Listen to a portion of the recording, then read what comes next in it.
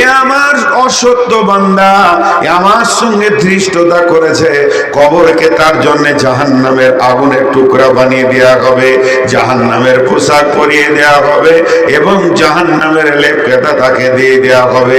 সেই অবস্থায় সে কবরে অতদিন থাকবে যতদিন না সুর ফোঁকা হয়েছে। বন্ধুরা আমার, বিশ্ব নবীর বিবি আম্মা জান আয়েশা রাদিয়াল্লাহু তাআলা আনহা বাড়িতে আছেন। এমন সময় একটা ইহুদি মহিলা আসলেন ভিক্ষা করার জন্য। বিশ্ব নবী বাড়িতে নাই। আম্মা জান আয়েশাকে এসে বললেন, মা আয়েশা, যদি কোনো খাবার থাকে, যদি তোমার কাছে কিছু থাকে তো আমাকে দাও। আম্মা জান আয়েশার কাছে কিছুই ছিল না, মাত্র 2টি খেজুর ছিল। বাড়ি থেকে খেজুর 2টি নিয়ে ওই ইহুদি মেয়েটার হাতে দিয়ে দিলেন।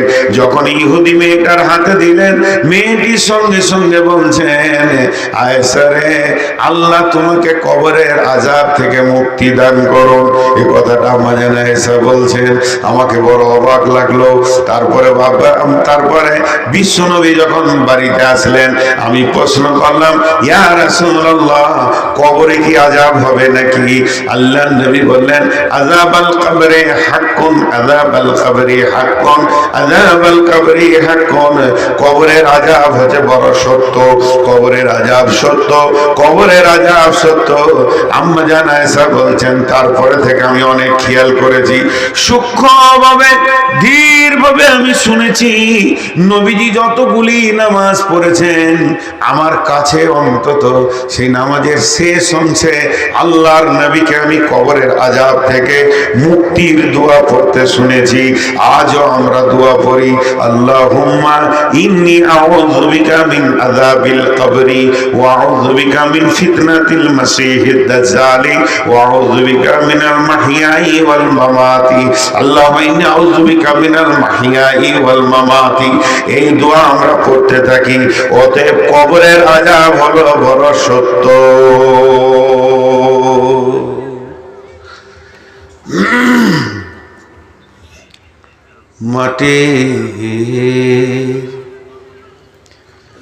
মাটির কবর গৃহে শুয়ায়ে দিলাম যারে। মাটির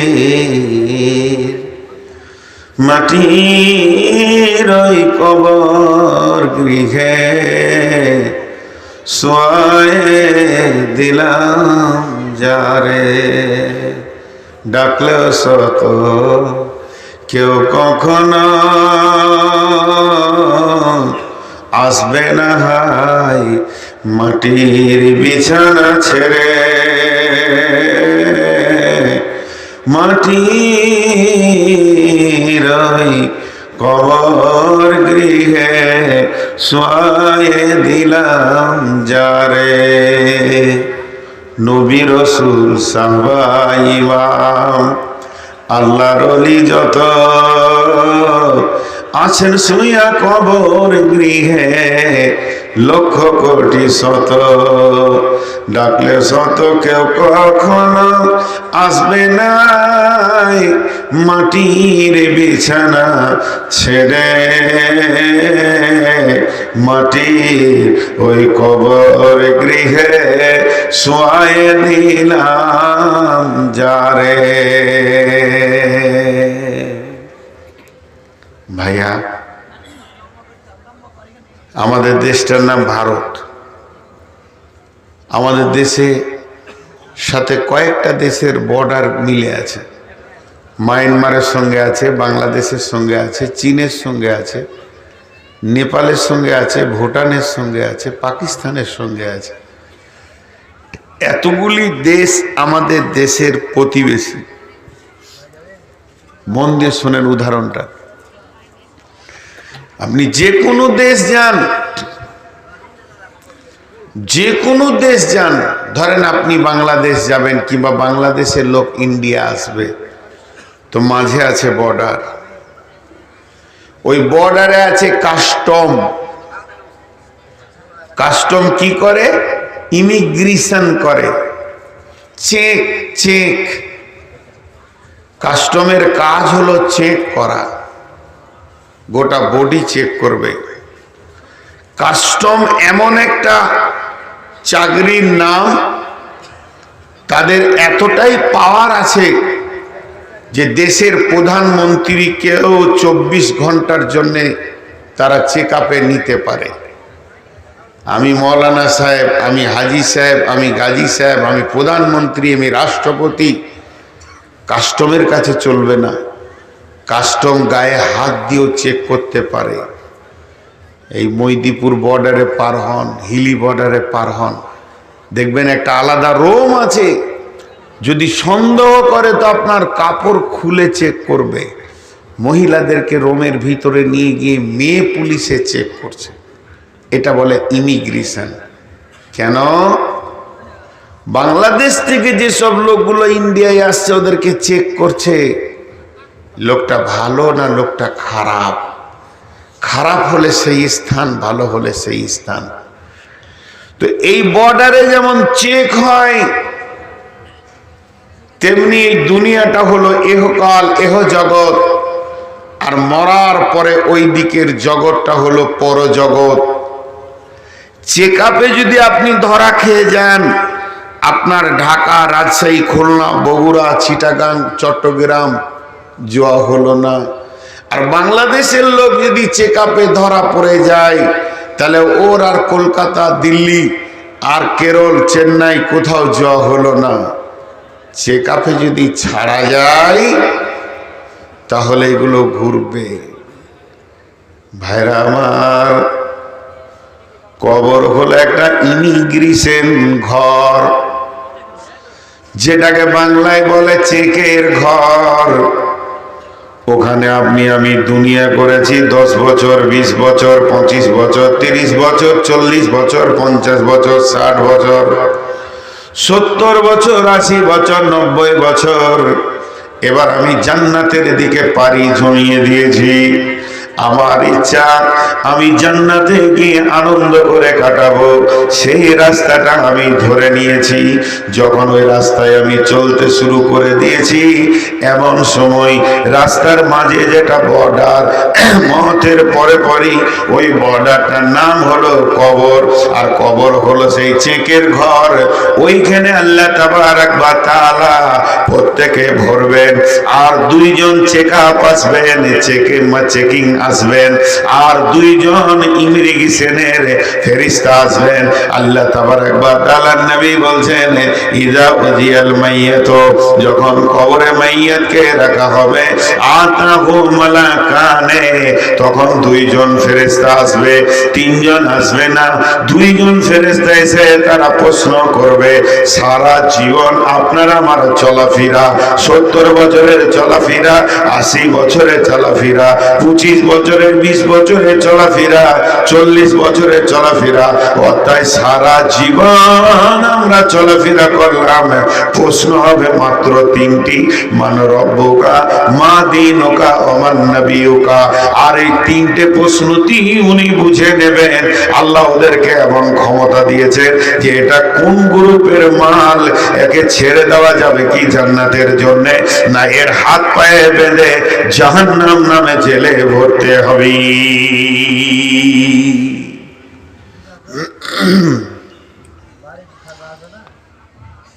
জি ভাই, আপনারা উঠিয়েন না, বসেন বসেন। এখন সূরা তাকাসুরের তাফসীর শুরু করব 2 মিনিট নেওয়ার পর। তো ওইখানে সব ধরা খেয়ে যাবে, সব ধরা খেয়ে যাবে। সব থেকে চালাক কে? সব থেকে চালাক কে? যে বেশি সমাজে মিথ্যা কথা বলে।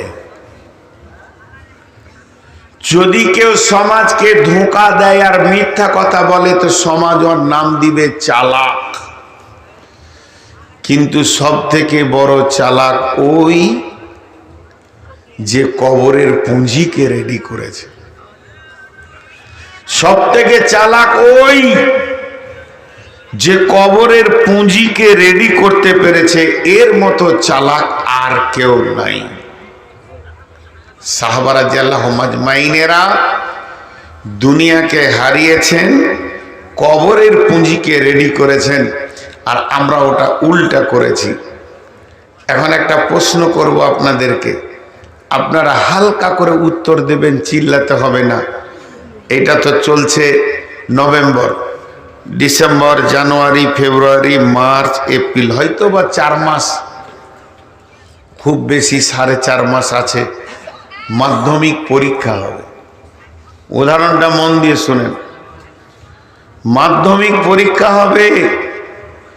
এই মাধ্যমিক পরীক্ষার যদি প্রশ্নগুলো, যে প্রশ্ন আসবে, কোশ্চেন যেগুলো আসবে, এগুলো যদি এখন সব ছেলেদের হাতে হাতে দিয়ে দেওয়া হয় 4 মাস আগে, ছেলেগুলো পাস করবে না ফেল করবে? বলেন, পাস করবে না ফেল করবে? সব থেকে মরাটাও ফার্স্ট ডিভিশন হয়ে যাবে। 1 নম্বর গেল। 2 নম্বর প্রশ্ন, যে মাধ্যমিক পরীক্ষায় যদি কোনো ছেলে এবছর ব্যাক পায়, সামনে বছর সে পরীক্ষায় বসতে পাবে কি পাবে না? বলেন, পাবে কি পাবে না? পাবে।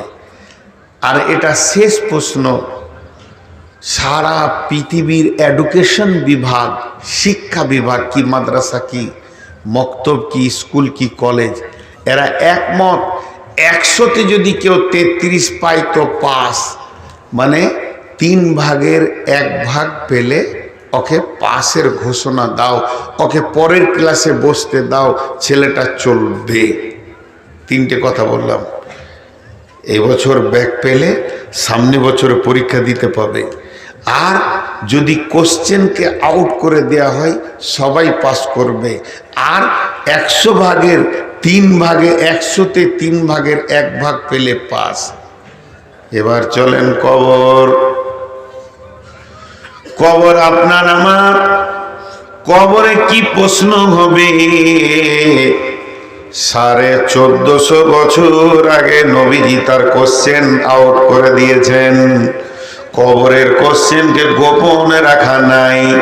তুমি যখন কবরে ঢুকবে, তোমার প্রশ্ন তুমি বুঝতে পারবে, তার আগে পারবে না এমন নয়। আমার আল্লাহ কত বড় মেহেরবান, তিনি চাচ্ছেন আমার সমস্ত গোলামগুলো যেন কবরে পাস করে যায়, একজনও ফেল না পড়ে যায়।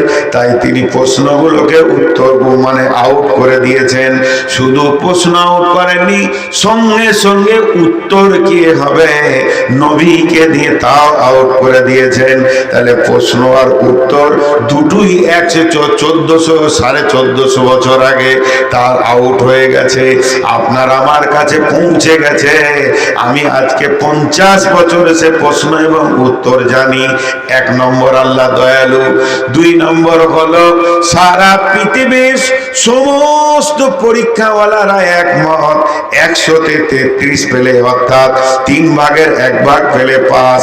আর আমার আল্লাহ কত মেহেরবান, 100তে কেউ যদি 10 পায় তো পাস, 10 ভাগের 1 ভাগ পেলে পাস। আল্লাহ 2 জায়গায় বড় মেহেরবান, কিন্তু 1 জায়গায় বড় কঠিন। সেটা হলো কি, 2024 সালে কিংবা 25 সালে মাধ্যমিকে ফেল করলে আপনার 26-এ চান্স পাবে, 26-এ পেস বললে 27-এ চান্স পাবে। কিন্তু বন্ধুরে, কবরে যদি কেউ ফেল করে যায়, সে আর দ্বিতীয় চান্স পাবে না, তাকে 1 চান্সই কবরে পাস হতে হবে। মাধ্যমিকের মতো আল্লাহকে বলবে, মাবুদ আমাকে ছেড়ে দাও, আর একবার পড়াশোনা করে আসি, এরপরে আমি 1 চান্সে পাস করব। এই সুযোগটা কিন্তু কবরের বিষয়ে দেওয়া যাবে না, শুধুমাত্র দুনিয়াবি শীতের ক্ষেত্রে রয়েছে। অতএব বন্ধুরে আমার, এখানে আমরা যতজন বসে আছি, আমরা সবাই পরীক্ষার্থী, আল্লাহর কলমে আমরা সবাই পরীক্ষার্থী। সামনে আমাদের মাধ্যমিক আসছে, অর্থাৎ কবর আছে। এমন কোন আল্লাহর বলিষ্ঠ বান্দা আছে, সে বুকে হাত দিয়ে বলবে আমি কবরের প্রত্যেকটা প্রশ্নের উত্তর দিয়ে দিব? ফেরেশতা বলবে মান রব্বুকা, আমি বলবো রব্বি আল্লাহ। ফেরেশতা বলবে মা দীনুকা, তোমার দিন কি? আমি বলবো দীনুল ইসলাম। ফেরেশতা বলবে মান নবিয়ুকা, তোমার নবী কে? আমি বলবো নবী মুহাম্মদুর রাসূলুল্লাহ সাল্লাল্লাহু আলাইহি ওয়াসাল্লাম। একবার বুকে হাত দিয়ে বলি, কজন রেডি হয়েছি কবরের ব্যাপারে? কজন? আমরা কজন রেডি হয়েছি কবরের ব্যাপারে? একবার বুকে হাত দিয়ে বলি। আমরা জিরো হয়ে আছি। ভাই, আপনাদেরকে একটা ছোট্ট গল্প শোনাই। একজনের চেন্নাইয়ে থাকতো, তো চেন্নাই থেকে বাড়ি এসছে, তো শীতের সময় একটা লাল কম্বল এনেছে, খুব সুন্দর কম্বল, খুব সুন্দর কম্বল।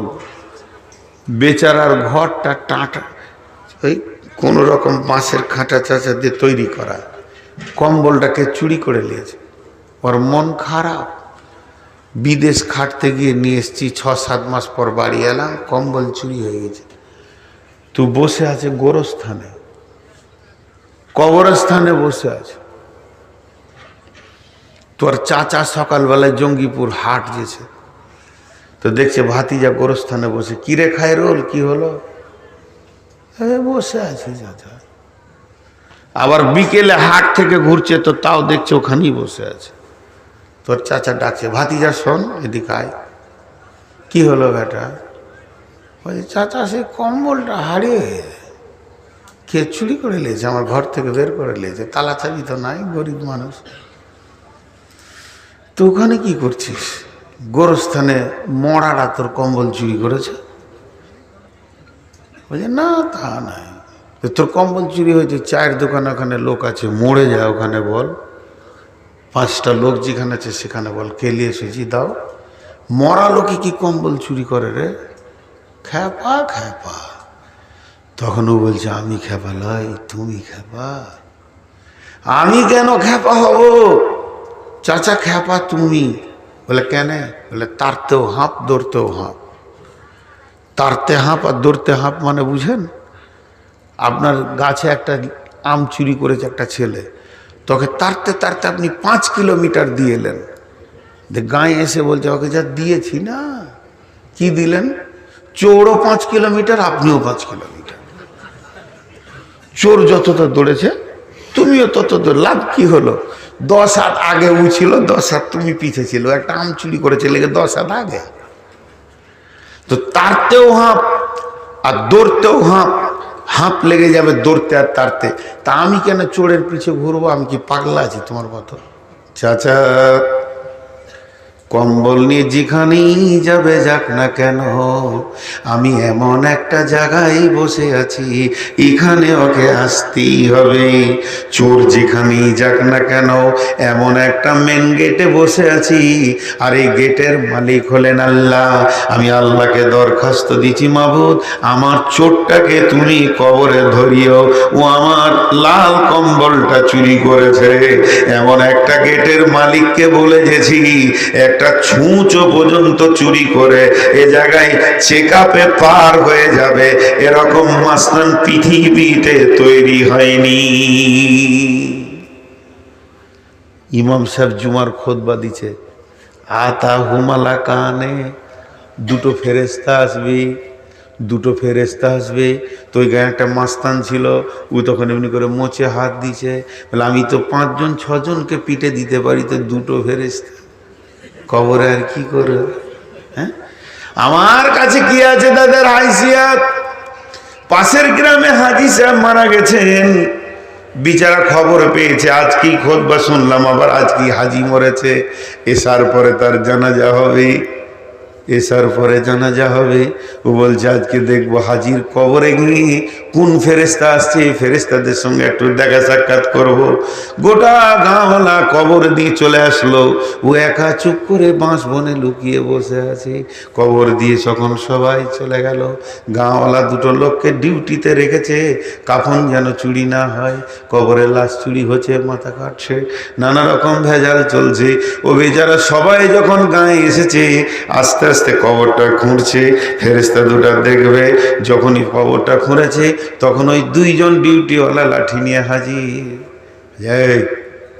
তখন ও ভাবছে এরাই মনে হয় ফেরেশতা, ও ভাবছে এরাই ফেরেশতা। তখন বলছে হুজুর মাফ করে দেন, যা হয়েছে হয়েছে, ভুল করেছে, আর করবো না। পাছায় 2 লাঠি দিয়ে বলছে ভাগ।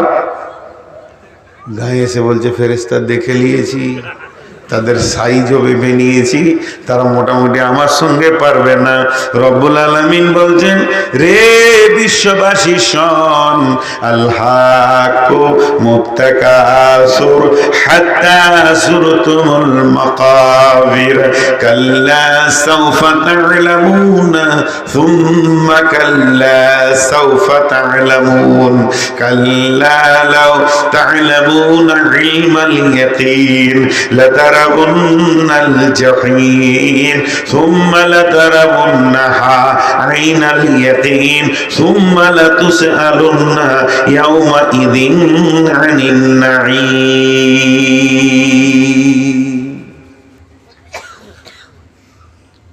আয়াতটার পড়েছি আমি, শুধু একটা ভাষার উপরে টিকে আছি, কবর। একটা প্রশ্ন রেখে তারপরে আয়াতগুলো তর্জমায় যাব। আর মাঝে একটা কথা 30 সেকেন্ড বলবো।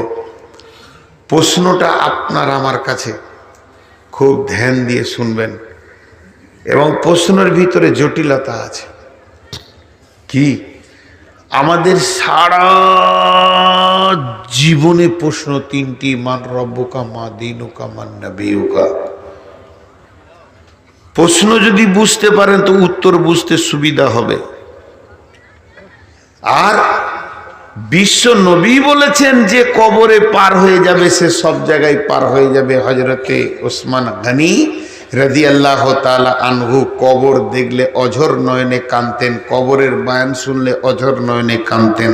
ওসমান গনিকে প্রশ্ন করা হলো, হে আমিরুল মুমিনিন, খলিফাতুল মুসলিমিন, আপনি কবরের ব্যাপারে এত কাঁদেন কেন? তিনি বলেছিলেন যে আল্লাহর রসুল বলেছেন যে কবরে বাঁচবে সে সব জায়গায় বেঁচে যাবে, যে কবরে ফাঁসবে সে সব জায়গায় ফেঁসে যাবে, এই জন্য আমাকে কবরকে অতি ভয় লাগে। মাঝে 1 মিনিট একটা কথা বলে নি, ভাবিয়েন না বিজনেস করছি। গারকুল বাকি, যেটাকে বাংলা ভাষায় সবাই আমরা জান্নাতুল বাকি বলছি, আসলে জান্নাতুল বাকি নয়, গারকুল বাকি। মদিনা মানওয়ারাতে আছে, এটা মসজিদে নববীর বাম পাশে রয়েছে। ওখানে গিয়ে ওসমানের কবরটা যেদিন দেখতে গেলাম, সেদিন আমি মনে মনে ভাবছিলাম, হায় রে ওসমান, যে কবরকে তুমি ভয়ে এত কাঁদতে, আজকে সেই কবরই নীরবে তোমাকে শুতে হয়েছে। কবর তোমার কান্নার জন্যে মাফ করে দেয়নি। বন্ধুরা আমার, এর জন্য বলছি, ভালো মুআল্লিম যে মক্কা মদিনা ঠিক করে বোঝাতে পারবে, তার সঙ্গে হজ বা উমরা করবেন। হাত দুটো ধরে বলছি, পা দুটো ধরে বলছি, কম টাকায় দালালের পাল্লায় চলে যেন না, বরবাদ হয়ে যাবে, বাতিল হয়ে যাবে। অতএব বন্ধু, ওই কবরের ব্যাপারে সেদিন চিন্তা করেছিলাম। 10 থেকে 12 হাজার শহীদ শুয়ে আছে, আরব কবরে শুয়ে আছে। ওহুদের প্রান্তে 70 জন সাহাবী, 13 জন সাহাবী বদরের প্রান্তে শুয়ে আছে। এদের ইতিহাস যে জানে না, তার সঙ্গে হজ উমরায় যেন না। আল্লাহর রাস্তে বলছি, যদি একবার খিদমত করার সুযোগ দেন, আমার সঙ্গে যাবেন, ইনশাআল্লাহ এগুলোকে বুঝিয়ে দিব। যে কবরের ব্যাপারে হযরত ওসমান অঝোর নয়নে কেঁদেছেন, ওই কবরে হযরত ওসমান দীর্ঘ লম্বা টাইম শুয়ে রয়েছেন। হযরত ওসমানকে কাঁদার জন্য কবর মাফ করে দেয়নি। বন্ধুরে আমার শুনেলেন, সেই নীরব নগর কবর, ওই কবরে প্রশ্ন হবে মান রব্বুকা মা দীনুকা মান নবিয়ুকা। নামাজের প্রশ্ন নাই, রোজার প্রশ্ন নাই, হজের প্রশ্ন নাই, যাকাতের প্রশ্ন নাই, দানের প্রশ্ন নাই, পর্দার প্রশ্ন নাই, সুদের প্রশ্ন নাই, জুয়ার প্রশ্ন নাই, লুদুর প্রশ্ন নাই, ডাবার প্রশ্ন নাই, মদের প্রশ্ন নাই। পৃথিবীর বুকে যত গুনাহ রয়েছে কোনো প্রশ্ন নাই, শুধু প্রশ্ন হচ্ছে মান রব্বুকা মা দীনুকা ওয়া মান নবিয়ুকা। আর তিনটে প্রশ্নের জবাব যে দিবে সে বেঁচে যাবে। হযরত ওসমান বলছেন আর সে আটকাবে না, সে ফাঁসবে না। তাহলে নামাজ রোজা পড়ার কি দরকার আছে? এটা আমার প্রশ্ন।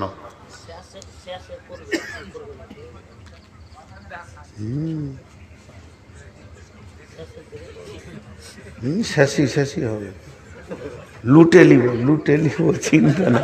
মসজিদের তো নাকি হাজি, মসজিদের তো কোনখানে হচ্ছে মসজিদটা?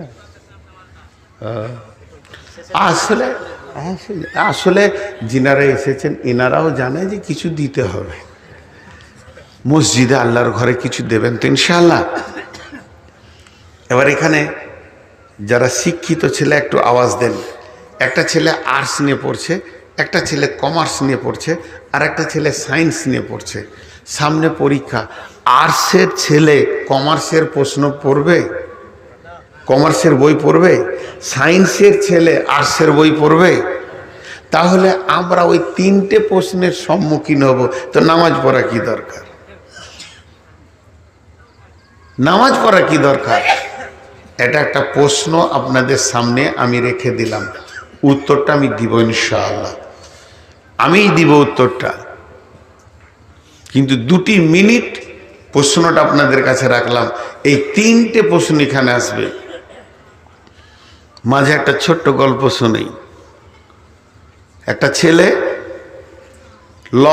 ল নিয়ে পড়ছে, লয়ার, মানে বিরাট বড় সে তর্কবিদ হবে। তো কিছু আছে লোক কবরের আযাবকে বিশ্বাস করে না, আর আহলে কোরআন বলে একটা দল বেরিয়েছে, এরাও কবরের আযাবকে বিশ্বাস করে না। আর আমি আপনাদেরকে একটা জিনিস প্রমাণ করব, কবরের আযাব আমাদের জন্য নিয়ামত। কবরের আযাব আমাদের জন্য গজব লয়, কি নিয়ামত, এটা বলবো। তার আগে এইটা বলে দিই। তো ও বড় চালাক, ও আল্লাহ মানে না, কবর মানে না, হাসর মানে না।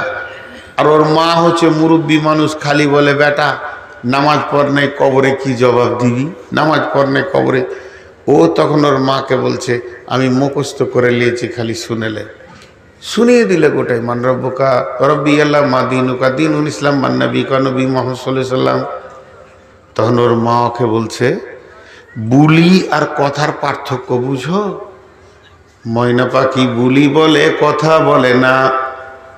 ওকে যেটা শেখানো হয় সেটা বলে, বেশি বলতে পারে না। যদি কোনো বুলি শেখানো ময়নার সামনে একটা বিড়ালকে ধরা হয়, তখন সে আর সালাম দেবে না, কথা বলবে না, চেঁ করে উঠবে। তাহলে একটা ময়না পাখি যদি বিড়ালকে দেখে এসে বুলি ভুলে যায়, তোমার মুখস্থ বিদ্যা আমার আল্লাহর আজরাইলকে দেখলে তুমি ভুলে যাবে। কবরে মুখস্থ বিদ্যা কাজে লাগবে না। যদি কবরে মুখস্থ বিদ্যাটা কাজে লাগতো, সমস্ত মানুষ খালি 3টে প্রশ্নের জবাবকে মুখস্থ করে নিত। 1 মিনিট লাগবে, 1 ঘন্টা লাগবে। যে লোকটা মাথা মোটা, কোনো হুঁশ নাই, ও একদিনে মুখস্থ করে নিবে, তাহলে ওই লোকটা বেঁচে যেত। আর একটাও মৌলবি জাহান্নাম যেত না, কারণ তার কবরের প্রশ্নের উত্তরগুলো মুখস্থ আছে। তাহলে ওখানে উত্তরটা কিভাবে হবে? ওখানে উত্তর হবে ঈমানের উপরে। কারণ ঈমানের উপরে যদি না দাঁড়িয়ে থাকে, ওর দ্বারা প্রশ্নের উত্তর দেওয়া সম্ভব হবে না। এবার 3টে প্রশ্ন, একটা প্রশ্নের উত্তরগুলো আপনাদেরকে বলে দিই। প্রথম প্রশ্ন হবে, কবরে যখন মানুষকে রাখা হবে, প্রথম প্রশ্ন হবে মান রব্বুকা, তোমার রব কে? তোমার রব কে? তোমার রব কে? রব মানে কি? রবের অনেকগুলি মানে আছে। রব মানে পালনেওয়ালা, রব মানে পারওয়ারদিগার। তোমার পালনেওয়ালা কে? তোমার জীবনের মালিক কে? হায়াতের মালিক কে? মওতের মালিক কে? তোমার রুজির মালিক কে? তোমার দুঃখ সুখের মালিক কে? তোমার জান্নাত জাহান্নামের মালিক কে?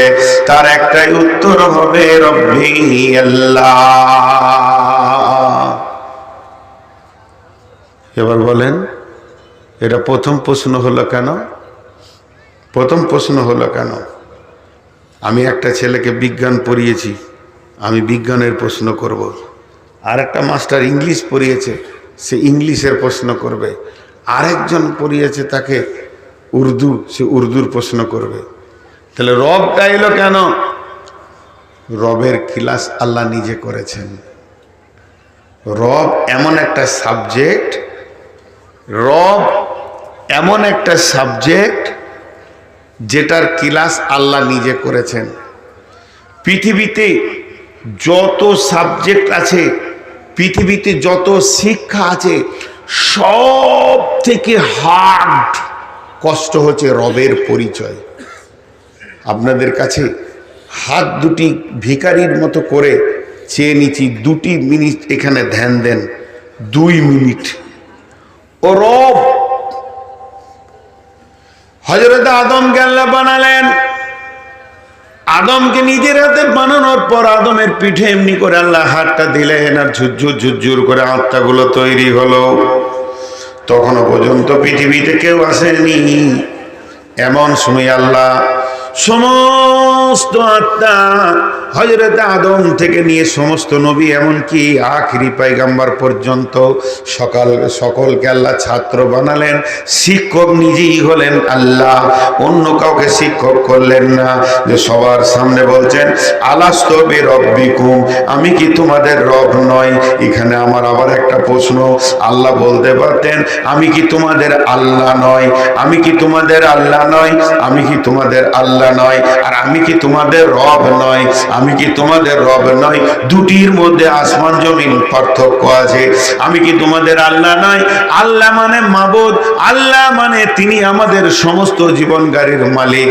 কিন্তু রব মানে কি? রবের মানে কি? রবের আবিধানিক অর্থ কি? রব মানে শুধু ছোট্ট করে বলেন পারওয়ারদিগার, এটা ফার্সি ভাষা। বাংলায় হচ্ছে পালনেওয়ালা, আর উর্দুতে হচ্ছে পালনেওয়ালা, ইংরেজিতে হচ্ছে কেয়ারটেকার। আমাকে দেখবে কে? আমার সারা জীবন লালন পালনের দায়িত্ব কার? তখন আমরা আল্লাহকে বলেছি তুমি আমাদের রব। আল্লাহ আমাদের রব, সে আল্লাহ আমাদের সব। এবার একটা উদাহরণ দিব। একটা দস্তরখানায় 25টা ফল আছে। কেউ আম খেলো, সে আমের স্বাদ পেলো, পেয়ারা পেলো না। যে পেয়ারা খেলো সে জামের স্বাদ পেলো না। যে জাম খেলো সে আম খেলো না। তার মানে একটা একটা ফল এক একজন খেলো, একটা একটা স্বাদ পেলো। কিন্তু 25টা ফলকে মেশিনে ভরে জুস তৈরি করা হয়েছে। কেউ যদি 1 চামচ জুস খেলো, সে কোনোটাই বাদ দিল না, সমস্তগুলি খেলো। তেমনি আল্লাহর নাম আছে, সেফতি নাম আছে, 99টা নাম আছে। আল্লাহর সেফতি নাম 99টা রয়েছে। দেখেন এখানে ছোট ছোট করে দেওয়া আছে। এই 99টি আল্লাহ সেফতি নাম। কেউ যদি আল্লাহকে আল্লাহ বলে ডাকে তো একটা নামে ডাকলো, কেউ যদি রহমান বলে ডাকে তো একটা নামে ডাকলো, কেউ যদি খালিক বলে ডাকে একটা নামে ডাকলো, কেউ যদি সালাম বলে ডাকে তো একটা নামে ডাকলো। তারা একটা গুণ ধরে ডাকলো। কিন্তু কোন ব্যক্তি যদি বলে রব্বানা ফাগফির লানা যুনুবানা, সমস্ত নামের ভিতরে যা গুণ আছে একটা মেশিনে ভরে দিলে যে জুসটা বার হবে তার নাম হবে রব। তার মানে আল্লাহকে যে রব বললো সে সবগুলোই বলে নিল। তুমি আউয়াল, তুমি আখির, তুমি জাহির, তুমি বাতিন। হে আল্লাহ তুমি আমার সব। যা একবার আল্লাহকে রব বলে ডাকবে।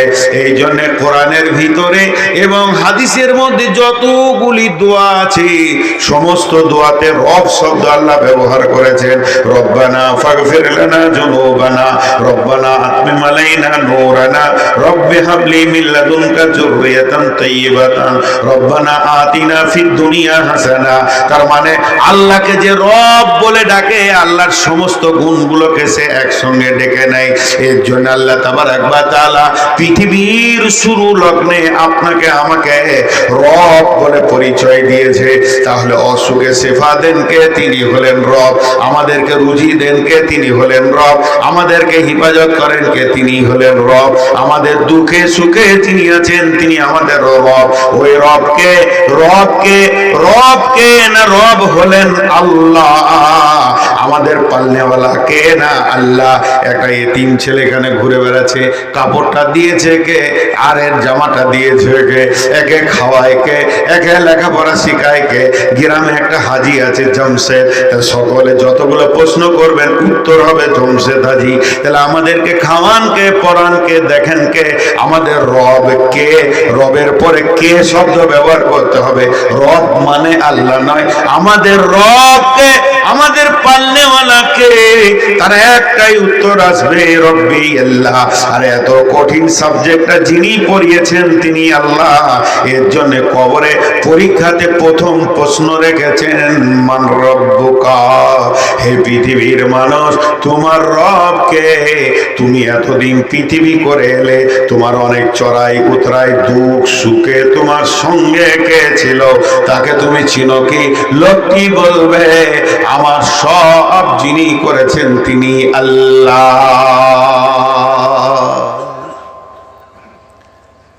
প্রথম প্রশ্নের উত্তর ওই দিতে পারবে। তিনবার বলবো, মুখস্থ করে নেন। প্রথম প্রশ্নের উত্তর ওই দিতে পারবে যে আল্লাহ ছাড়া কাউকে ভরসা করবে না। প্রথম প্রশ্নের উত্তর ওই দিতে পারবে যে আল্লাহকে ছাড়া কাউকে ভয় ভরসা করবে না। প্রথম প্রশ্নের উত্তর ওই দিবে যে আল্লাহর ওপরেই ডিপেন্ড করে জিন্দেগি চালাচ্ছে সে। এটা হলো প্রথম প্রশ্নের উত্তর। এবার নামাজ রোজা কেন করছি তাহলে? জি ভাই, নামাজ রোজা কেন করছি? একটা ছোট্ট উদাহরণ আবার দিব। আমি ছোট্ট উদাহরণ যেটা দিব ধ্যান দিয়ে শুনবেন, দেখবেন অ্যাপ্রোচিং হয়ে যাবে। আমি একবার দিল্লি গেছিলাম জামাতে। যখন আমি দিল্লি থেকে ফিরছি, আমি একা আছি, বাড়ি আসবো সম্ভব 2002-03 হবে, না 2006 হবে। বাড়ি আসবো, আমি একা আছি। আর দুদিন পরে আমার টিকিট। তো ওখান থেকে দিল্লির পাশে যে ফিরোজাবাদ আছে, না গাজিয়াবাদের 12 থেকে 14 জন লোক ওরা বর্ধমান আসবে। ওরাও জামাত নিয়ে আসবে বর্ধমান। তো দিল্লিতে আমাকে বুঝেছে এটা বর্ধমানের। তা আমাকে কি বলল যে এই 12-14 জন লোককে নিয়ে আপনি যান, আপনি এদের রাহবার রাস্তা দেখাবেন। ঠিক আছে। তো সবগুলো শিক্ষিত এবং খুব প্রতিষ্ঠিত ব্যবসায়ী, বড় বড় বিজনেসম্যান। তো ওনারা এসে আমাকে বললেন যে আপনি একটা কাজ করেন, আরাম করেন, আমরা টিকিট করে নিয়েছি। তৎকাল টিকিট করতে চলে গেল, সবারই টিকিট কনফার্ম হয়ে গেল, ওদের জানা আছে সেরকম। এবার সকাল 9টায় ট্রেনে যে উঠবো, তা আমি দিল্লিতে রাস্তা জানি না। আমি পেছনে হাঁটছি, ওরা সামনে হাঁটছে। চলেন এদিকে চলেন, এখানে ওঠেন, এই গাড়ি ওঠেন, এই প্ল্যাটফর্মে চলেন। এখন ওরা আমাকে রাস্তা দেখাচ্ছে, কিন্তু আমাকে সাথ ছাড়ছে না। আসেন আসেন আসেন, আমি এখানে বসেন, আপনি এই সিটটায় বসেন, সব আদর করে নিয়ে আসছে। ট্রেন চলতে চলতে চলতে চলতে যখন বরাকর আসানসোল ঢুকে গেল, পশ্চিমবঙ্গে ঢুকে গেল, এবার দুর্গাপুর পার হচ্ছে। এবার তো লোকাল স্টেশনগুলো চিনতে পারছি, যার 5টা স্টেশনে পরে নামতে হবে। পানাগড় পার হয়ে গেল, গলসি পার হচ্ছে। তখন ওই লোকগুলোকে আমি বলছি সবাই নিজের নিজের বেডিং গোটান, 10 মিনিটের মধ্যে নামতে হবে। এবার ওরা আমার কথা শুনছে, এবার ওরা আমার পেছনে হাঁটছে। নামলাম বর্ধমান প্ল্যাটফর্মে। নামার পরে এবার রিক্সো, তখন টোটো ছিল না, এই যান জ্বালানো টোটোটা ছিল না আর কি। तो रिक्शावाला एसे दाঁড়ালো, ओके बोललाम जे भैया नूर मस्जिद जाना है, कितना लोगे? बोले 15 रुपया लेंगे। 15 টাকা নেব, আসলে 5 টাকা ভাড়া, বলো 15 টাকা। সবাই হিন্দি বলছে, আমি ওদের সাথে 2-4 মাস থেকে এসেছি, এবার যে বাংলা বলবো এটা ভুলে গেছি মানে বলছি। তা ও বলছে 15 টাকা, দেখছি দিল্লির মাল পেয়ে গেছি, আজকে ঠকে নিব আর কি। আর মোটামুটি 14 জন আছে, 7খানা রিক্সা লাগবে। তখন আমি বলছি ফাজিলামো পেয়েছো নাকি? এবার সিধা বাংলা বলতে লেগেছি, ফাজিলামো পেয়েছো? হ্যাঁ শালা 3 হাত রাস্তা লয়, কিসের তুমি বলছো 15 টাকা? 5 টাকায় যাবে তুমি? বলছে আসেন। ঠগা থেকে বাঁচলো। আমি কথাটা কি বললাম, যে আমাকে ওরা পেলো দিল্লিতে, সাথে করে নিয়ে এলো, তার জন্যে বর্ধমানে আর ঠকলো না, ঠিক জায়গায় পৌঁছে গেল। কথাটা বুঝতে পেরেছেন? আরেকবার বলছি, টোটাল ঘটনাতে যেটা বলতে চাইছি, আমাকে পেলো কোথায়? দিল্লিতে, সাথে করে নিয়ে এলো গোটা রাস্তা, বর্ধমানে নামলো, ওরা আর ঠকলো না, ঠিক জায়গায় পৌঁছে গেল। এটা উদাহরণটা কেন দিলাম? আল্লাহ দিলেন নিজে চেহারাকে সামনে রেখে, আলাস্তু বিরব্বিকুম, আমি কি তোমাদের রব নই? আমরা বললাম কলু বলা, হে আল্লাহ তুমি আমাদের রব। রবকে পেলাম কোথা? আলামে আরওয়াতে। এই রবকে সাথে রাখতে হবে যতদিন বেঁচে থাকবো। যেদিন কবর নামে প্ল্যাটফর্মে নামবো, আর আমি ঠকবো না, ঠিক জান্নাতে পৌঁছে যাব, কারণ আমার রব আমার সঙ্গে আছে। অতএব রবকে সঙ্গে রাখতে হবে। রবকে পেলাম কোথা? আলামে আরওয়াতে, আত্মা জগতে পেলাম। ওই রবকে সারা জীবন সাথে রাখবো। কোনো গাছতলায় পূজা করব না, মূর্তি পূজা করব না, দেবদেবীর পূজা করব না। জান চলে গেল, মাজারের কাছে যাব না, পীরের কাছে যাব না, কোনো দাতা বাবা, খাজা বাবা, গাঁজা বাবার কাছে যাব না। আমি নিজের জিন্দেগিটাকে রবকে সাথে করে রাখবো। মানে রবের মতো নিয়ামত পেয়েছি, এটা যেন হাতছাড়া না হয়ে যায়। যেদিন আমার প্ল্যাটফর্মের নাম হবে কবর, আমি যেখানে যেতে চাইছি, কবরের নামে প্ল্যাটফর্মে নেমে আমাকে জান্নাত নামে ঘরে যেতে হবে। তখন যদি আমি রবকে সাথে রাখতে পারি, তাহলে আর আমি ঠকবো না, আমি আস্তে আস্তে জান্নাতে পৌঁছে যাব। এর জন্য সারা জীবন যারা রবকে সঙ্গে রাখতে পারবে, তারা কবরে ঠকবে না, হাসরে ঠকবে না। তাদের প্রথম প্রশ্নের উত্তর তারা দিয়ে দিবে রব্বি আল্লাহ। তাহলে একটা প্রশ্ন থেকে গেছে, নামাজ কেন, রোজা কেন, হজ কেন, যাকাত কেন, এত কিছু কেন? বন্ধুরা আমার, এর একটা উদাহরণ দিব, এক্ষুনি উত্তরটা পেয়ে যাবে। আপনাদের এই আলোটা জ্বলছে? এই আলোটা জ্বলছে কোথা থেকে জ্বলছে? আপনাদের পাওয়ার হাউস কোথায়? আপনাদের এলাকার বিদ্যুৎটা কোথাকার পাওয়ার হাউসে চলে? তেঘরে না, এটা তো মিনি পাওয়ার হাউস। টারবাইনটা কোথায়? বিদ্যুৎ প্রকল্পটা কোথায়?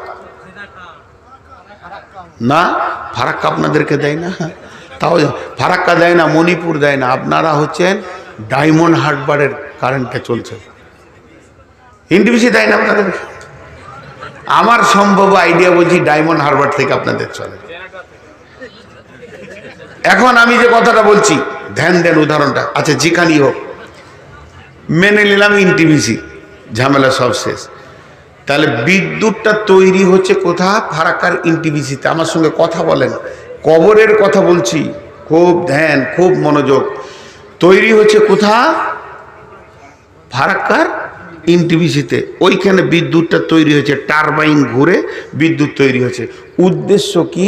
হাটপাড়ার আপনার একটা ছোট্ট ঘর, আপনি ধনী নন, বড়লোক নন, গরিব জীর্ণ কুটিরে বাস করেন, ওখানে একটা বাল্ব জ্বালিয়েছেন, একটা ফ্যান তুলে রেখেছেন, ওইখানে আপনি রাত্রিবেলায় পড়বেন, লেখালেখি করবেন, হিসাব করবেন। তাহলে আলোটা উদ্দেশ্যটা কি? জীর্ণ কুটিরে হাটপাড়ায় জ্বলে যাক আলো, তার জন্যে তো তৈরি হচ্ছে কোথা? ফারাক্কায়। এবার বলেন কি কি লেগেছে? তার লেগেছে, অ্যাঙ্গেল লেগেছে, বড় বড় পোল লেগেছে, তারপরে ট্রান্সফরমার লেগেছে, 11,33 লাখ ওখান থেকে ছেড়েছে, সেটাকে ভাগ করে 11,000-এ নিয়ে আসা হয়েছে। 11,000 আপনার পাওয়ার হাউসে নেমেছে, ওখান থেকে আপনাকে 404 দেওয়া হয়েছে। যখন আপনার ঘরের কাছে এসেছে তখন 202 দিয়ে 220 দিয়ে আপনার ঘরে ছোট্ট তার দিয়ে ভরা হয়েছে, যাতে করে ঘরের ভিতরটা আলো হয়ে যায় আর আঁধার না থাকে। এতগুলি তার, এত ট্রান্সফরমার, এত পাওয়ার হাউস, এত রাস্তা, এত নাট, এত বোল্ট, আপনি বলবেন ওগুলো কি দরকার আছে? দরকার তো আমার ঘরে আলো জ্বলবে। বন্ধুরা আমার, শুধু এটাই নয়, আল্লাহর কাছে ঈমান পেয়েছি কবর যেন আলোয় আলোকিত হয়ে যায়, তার জন্য পোল লাগবে, এত দূর পোল লাগবে। যত দূর আপনার ঘর তত দূর আপনাকে পোল টাঙতে হবে। যার ঘর যত দূরে তার পোল তত বেশি লাগবে। এই পোল হিসেবে আল্লাহ নামাজগুলোকে দিয়েছেন। এর নাট বল্টু হচ্ছে যাকাত, আখলাক, চরিত্র। ইসলামের যত আইন আছে শুধু ঈমানটাকে কবর পর্যন্ত পৌঁছানোর জন্য এতগুলো অ্যাঙ্গেল, এতগুলো আইন, এত হালাল, এত হারাম।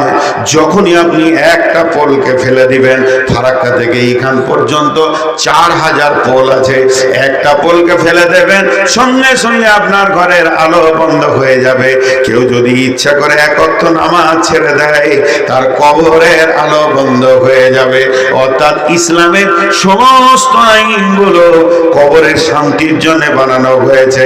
তাহলে বোঝা গেল, প্রথম প্রশ্ন হলো মান রব্বুকা, দ্বিতীয় নম্বর প্রশ্ন মা দীনুকা, তোমার দিন কি? দিন, দিন, দিনের যদি শুধু মনে করা যায় দয়ে হস্যই দন্তন দিন। দিন মানে হচ্ছে রাত চলে গেলে যেটা দিন, দিনে মানুষ দেখতে পায়, রাতে দেখতে পায় না, ওটাই যদি মানেলেন, যখনই আপনার কাছে দিন চলে আসবে তখন আপনি হালাল হারাম দেখতে পাবেন। আর যার কাছে দিন নাই সে হালাল হারাম দেখতে পাবে না, সে আঁধারে থেকে গেল। দয়ে বয়ে দীর্ঘই দন্তন দিন।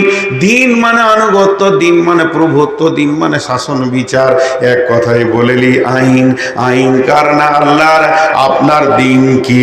আপনার আমার দিন হলো তৌহিদ বাদের আমরা লোক।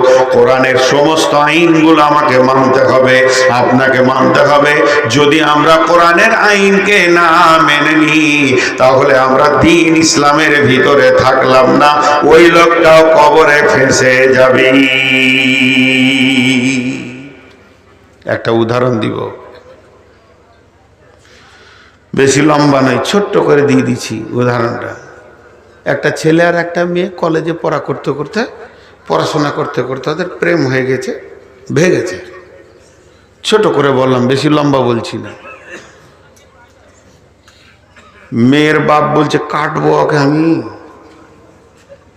ওকে কেটে নদীতে ভাসাবো, আমার মান সম্মান রাখেনি। ছেলের বাপ তো হ্যাঁসোয়াতে ধার দিছে, শালা কোথা গেছিস, খালে বাড়ায়, তোকে বিয়ে আমি দিতাম না। দুইজনই মানছে না, এমন রাগা রেগে আছে, টনটনে হয়ে রেগে আছে। আর পৃথিবীতে সব থেকে বুদ্ধিমান হলো জামাই আর দোলা ভাই, আর যত বোকা হচ্ছে শালা আর শ্বশুর। যত আছে দুনিয়াতে দেখবেন, অঙ্ক করে আমি বলে দিলাম। তো পৃথিবীতে শালা নামে একটা কুটুম আছে, দেখবেন ও যত বেহায়া হয় তত আবার আদরেরও হয়। আমার বিবির 6টা ভাই, তা আমার বিবির বড় 2টা।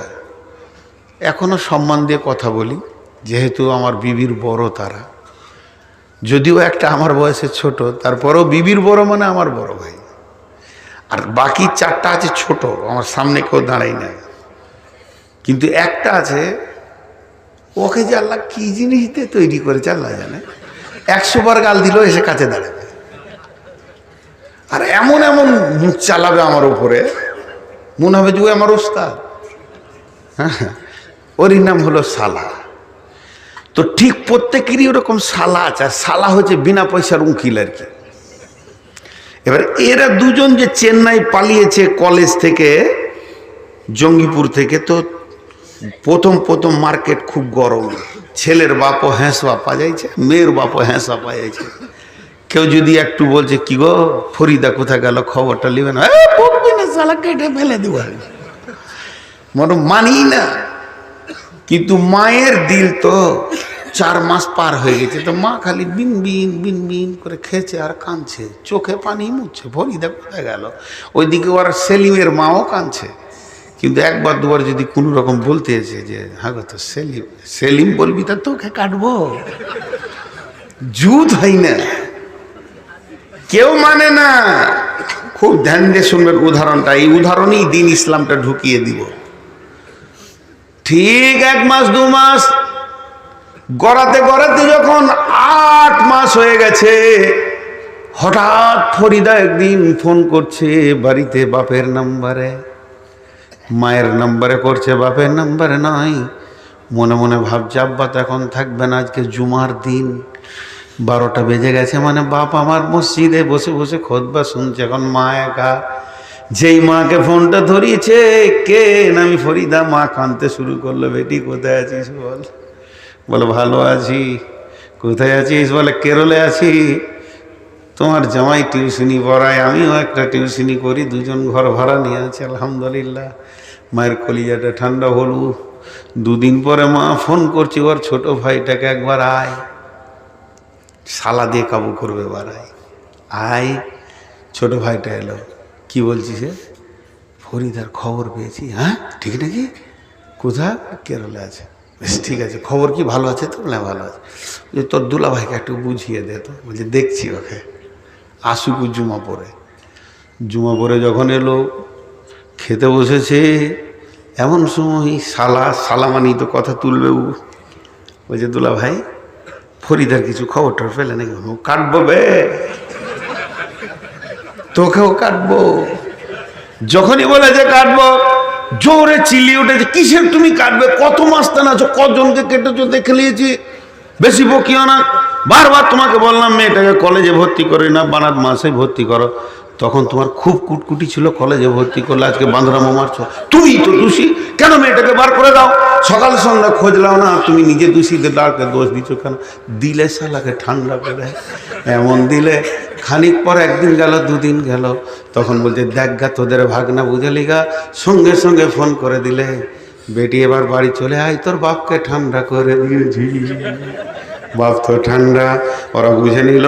এদিকে মামা যখন আছে চিন্তা নাই, মামা তাহলে আপনি আসেন জঙ্গিপুর স্টেশনে, বৃহস্পতিবার বিকাল 3টেই নামবো। 2জন এসে হাজির হয়ে গেল, মেয়ে নামলো, জামাই নামলো, গাড়ি করে নিয়ে এসে বাড়ি ঢুকে পড়লো। দুলাভাই ডাক টাক করে রাগ করছে, রাগ করলে ঝগড়া হয়ে যাবেই। 1 দিন গেল, 2 দিন গেল, এইভাবে এখানে জামাই মেয়ে উঠে গেল। আস্তে আস্তে সেলিমের বাপও ঠান্ডা, ফরিদার বাপও ঠান্ডা। 1টা বছর যেতে না যেতে 2 ফ্যামিলি আবার মিলে গেল। তারা তাদের আপোষকে বিয়াই বলতে লাগলো। ফরিদার ফ্যামিলি সমস্ত সেলিমকে জামাই বলে মেনে নিল, এটা আমার বাড়ির জামাই, জামাইয়ের সম্মান দিতে লাগলো। তেমনি সেলিমের ফ্যামিলিতে ফরিদাকেও বৌমা মনে মেনে নিয়ে সমস্ত সম্মান দিতে লাগলো। তার এবারে সেলিমের মা বলছে এটা আমার ছোট বৌমা, এটা আমার অমুক, এটা আমার সোনার টুকরো, হীরের টুকরো। এদিকে সেলিমের ফরিদার মাও বলছে এটা আমার বড় জামাই, এর মতো ভালো ছেলে আর এলাকায় নাই। 2 ফ্যামিলি নিয়ে নিল। এখন একবার ইসলামের কাছে যায়, ইসলাম তুমি বলো, ওদের 2 জনের বদ আচরণ 2 ফ্যামিলি মেনে নিয়েছে, কোরআন তুমি মানছ কি? যারা স্বামী স্ত্রী, কোরআন বলছে আমি মানব না, আমি মানব না। ওরা জিনাকার, প্রতিদিন ব্যভিচার করছে আর যার সন্তানের জন্ম দিচ্ছে। ইসলাম তার নিজের আইনে হাঁটবে, ইসলাম তার লাইনে হাঁটবে, ইসলাম কারো লাইনে যাবে না। সব কেবল মুসলমানের জন্য আসেনি কই ইসলাম, সত্য যে মানে আল্লাহকে চাই, মুসলিম তারই নাম। তোমার যদি মন হয় তুমি নিজেকে ইসলামের লাইনে তোলো, তোমার মিজাজের ওপরে ইসলাম চলবে না, আমার মিজাজের ওপরে চলবে না, ওদের 2 জনকে মানবে না। এখন ইসলামকে জিজ্ঞেস করতে হবে তুমি কি করো? বলে 2 জন ডেকে নিয়ে এসো। এরা অবিবাহিত এদেরকে সমাজে 100 করে চাবুক মারা হোক, তারপর ওদেরকে পৃথক করে দেওয়া হোক। 1 বছর দেশান্তর থাকবে, কোনো সম্পর্ক থাকবে না। তারপরে নিয়ে এসে আবার নতুন করে তাদের বিয়ে করানো হবে। তখন পৃথিবী না মানলেও ইসলাম মেনে নিবে যে এরা ভালো মিলন করছে, এরা নেকি পাবে, এদের সন্তান জারজ হবে না। তার মানে ইসলামের যে একটা আইন রয়েছে, এই আইনের উপরে যারা চলবে, ইসলাম বলেছে তুমি ডান হাতে পানি খাও, যে বাম হাতে পানি খায় তার কাছে ইসলাম নাই, যে ডান হাতে খাবে তার কাছে ইসলাম আছে। অর্থাৎ ইসলামের আইনগুলো যে ক্ষুদ্র ক্ষুদ্র ক্ষুদ্র ক্ষুদ্র করে মানবে, ওকে কবরে যখন বলবে মা দীনুকা, তোমার দিন কি, তোমার ধর্ম কি, ওকে বলতে হবে না, আল্লাহ ওর দ্বারা বলিয়ে নেবেন দীনুল ইসলাম। এক কথা এবার বলে দিই, ইসলামের সমস্ত আইনগুলো যে মাথা নত করে মেনে নিতে পারবে, স্বাগতম দিয়ে দিল থেকে উদার চিত্তে মেনে নিতে পারবে, সে হলো মুসলিম। আমি একটা বই পড়ছিলাম, বইটার নাম হচ্ছে মরুর প্রান্তে 3 দিন। মরুর প্রান্তে 3 দিন। তো ওইখানে একটা লোককে কতল করা হচ্ছে, ঘটনাটা পড়ছি। ওকে নিয়ে যাওয়া হলো, ও যা মানে গুনাহ করেছে তার শাস্তি হচ্ছে ওকে কতল করা হবে। জাল্লাদ নিয়ে গেল, লোক দেখলো, খরচ করে কতল করে দিলে গর্দনটা পড়ে গেল। আমার একজন মামা, 3টে মামার মধ্যে বড় মামা, উনি শুয়েছিলেন, বড় আলিম ছিলেন, তিনি সারা জীবন দার্সে হাদিসে পড়িয়েছেন, তিনি শুয়েছিলেন। আর ওইটা যখনই আমি পড়লাম যে কচ করে কেটে দিল, মাথাটা পড়ে গেল, তা আমার মুখ দেখালি বের হলো, কষ্ট হলো আর কি। আমার মামা বলছে তুই বেঈমান রে, আমার বলছে তুই বেঈমান। ইসলামের আইন যেখানে প্রয়োগ হচ্ছে ওখানে নাই, ঠিক আছে, ওটাই ঠিক আছে। হাসতে হাসতে ইসলামকে মেনে নিতে হবে, তবেই সে মুসলিম। ইসলামের কোনো আইন একটা আমি জীবনে ফতোয়া দিই না, আজকে একটা দিচ্ছি, সাহস করে দেখি পারি কি না। ফতোয়া হচ্ছে, যদি কোনো মুসলমান একবার বলে যে ওই জাতির ইহুদিদের ওইটা ভালো, সঙ্গে সঙ্গে সে মুসলমান থেকে বেরিয়ে যাবে, তাকে নতুন করে কালেমা পড়ে আবার মুসলমান হবে। ইসলামের আইনের ওপরে পৃথিবীর আর কোনো আইন, জোরে বলেন, ইসলামের আইনের ওপরে পৃথিবীর আর কোনো আইন, এর সব সুন্দর। এইটা যে মেনে নিতে পারবে সে কবরে উত্তর দিতে পারবে। কিন্তু কমিটির মন খুব ছটফট করছে যে আদায়টা কখন করবে। আসলে করবো ইনশাআল্লাহ। বলছি বকেই গেছে, হুঁশ নাই নাকি আল্লাহ জানে। টাকা দিয়েন কিছু না, আপনারা যদি কিছু করে টাকা না দেন তা আমাকে আর বক্তা লিবে না। আর যে মোটা বক্তা আমার আগে চড়েছিল, চেয়ারটা কি করে টিকেছিল আল্লাহ জানে, খালি জিসিপি টানা করছে, দেখ হ্যাঁ হ্যাঁ, সব পকেট হার সুদ্ধা টেনে ভরে নিয়েছিল, কিছু আছে নাকি দেখছি।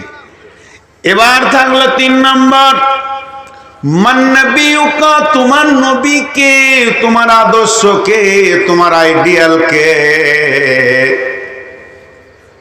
আমাদের নবীর নাম জোরে একবার মহব্বতের সঙ্গে বলতে পারবো কি? আকাশ ছোঁয়ানোর মতো জোরে জোরে সকলে বলি, নবী মুহাম্মাদুর, মোহাম্মদ বলেন, নবী মুহাম্মাদুর রাসূলুল্লাহ সাল্লাল্লাহু আলাইহি ওয়াসাল্লাম।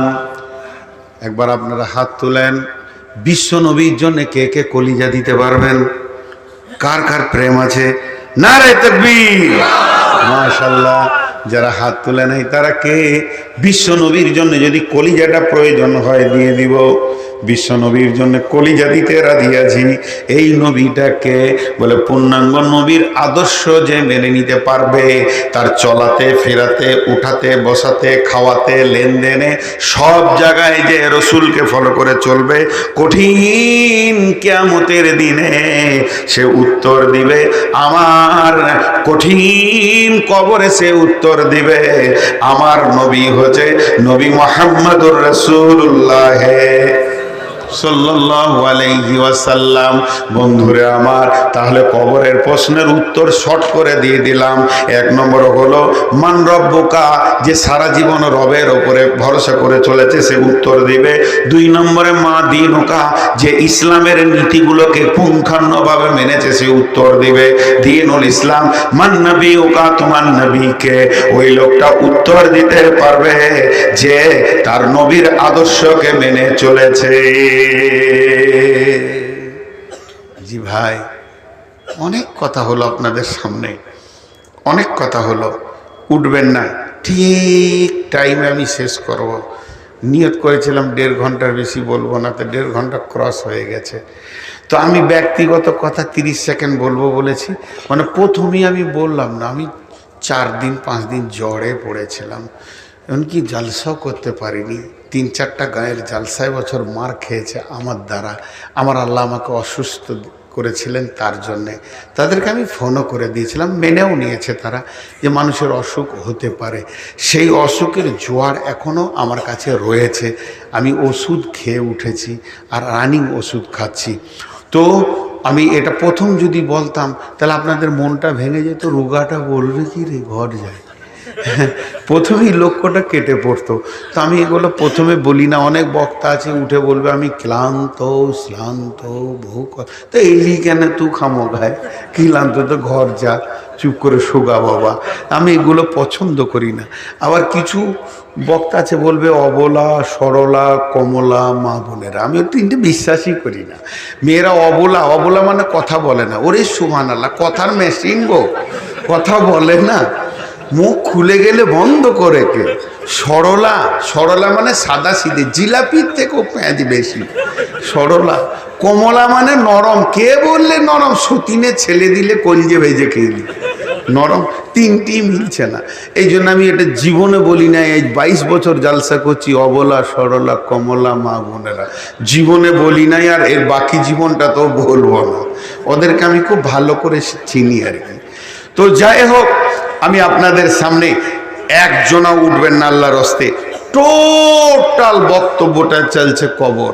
আরেকটা উদাহরণ দিয়ে গোটা একটা সূরাকে ঢুকিয়ে দেবো, একটা উদাহরণে একটা সূরা, গোটা সূরা ঢুকে যাবে।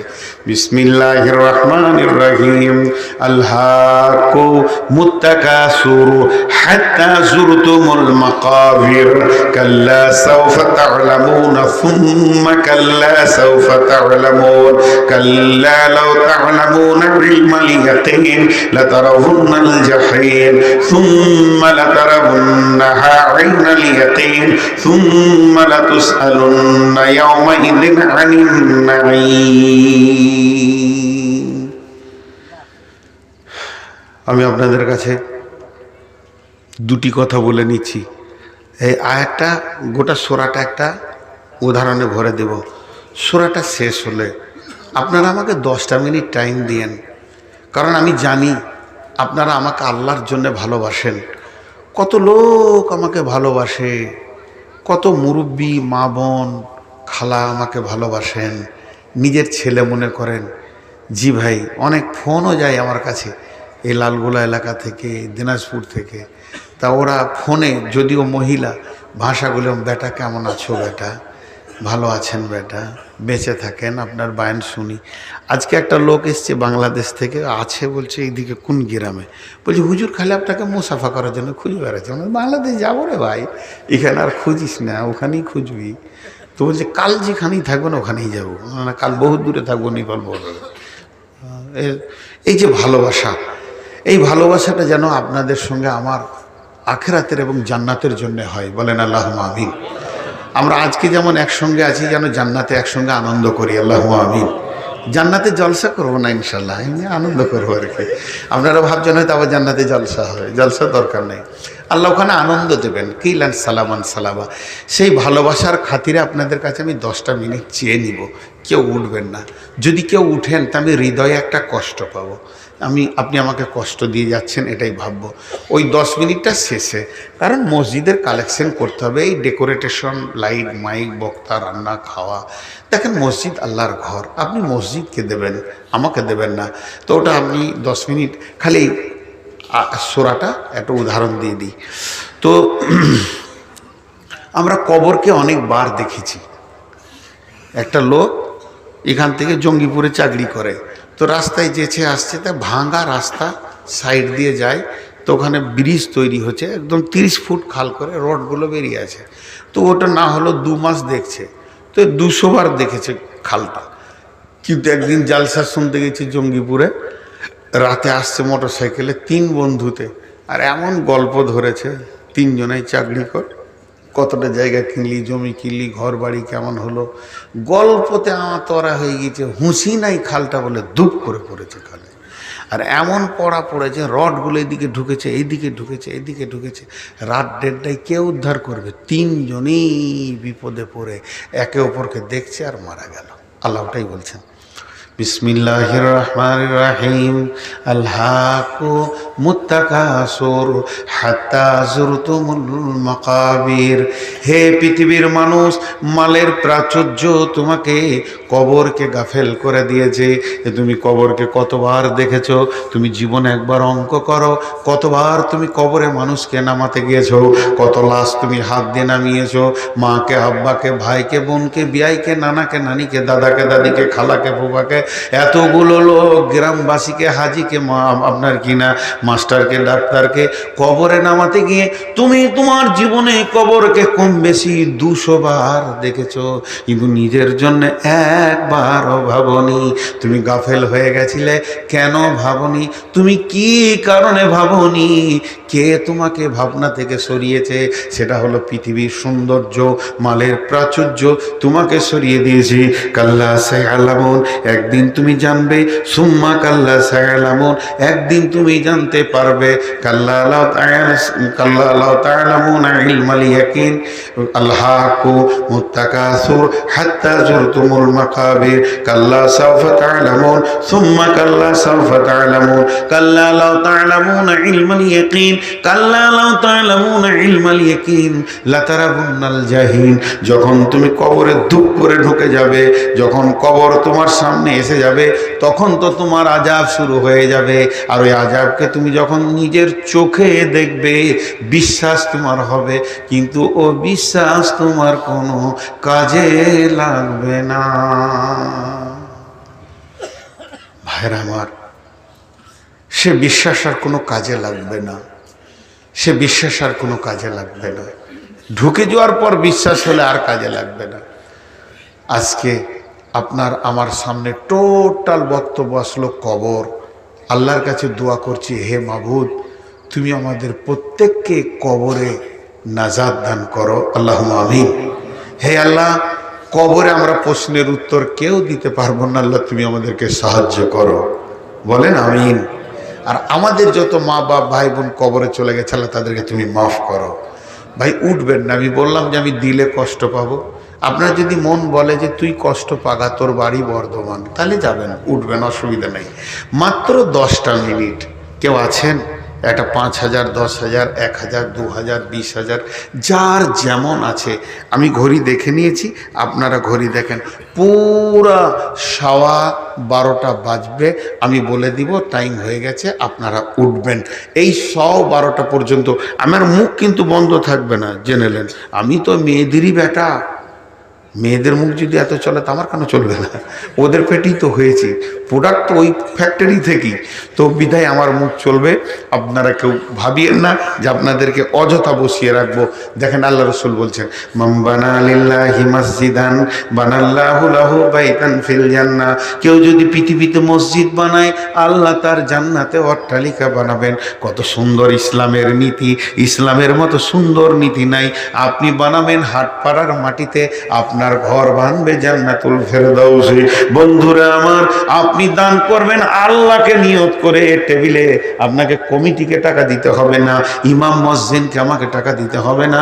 শুধু নিয়ত করেন আমি আল্লাহকে দিচ্ছি 10-20 বস্তা সিমেন্ট বলেন, তো আল্লাহ তাবারাক ওয়া তাআলা, রাসূল বলছেন, যারা মসজিদকে ভালোবাসে, সাবাতুন ইদুল্লাহুমুল্লাহু ফি দিল্লিহি ইয়াউমুল্লা দিল্লা ইল্লা দিল্লুহু ওয়া রাজুলুন কালবুহু মুআল্লাকুন ফি বিল মাসাজিদি। ওই ব্যক্তি যার মসজিদে যার দিল পড়ে আছে, যার মসজিদে সবসময় মনটা পড়ে আছে, মসজিদকে যে ভালোবাসে, আল্লাহর রহমতের ছায়াতে সে জায়গা পাবে। মসজিদ কত দামি জিনিস বন্ধুরা আমার, যতগুলি রয়েছেন একজন আবার যাবেন না, বলেন আল্লাহ।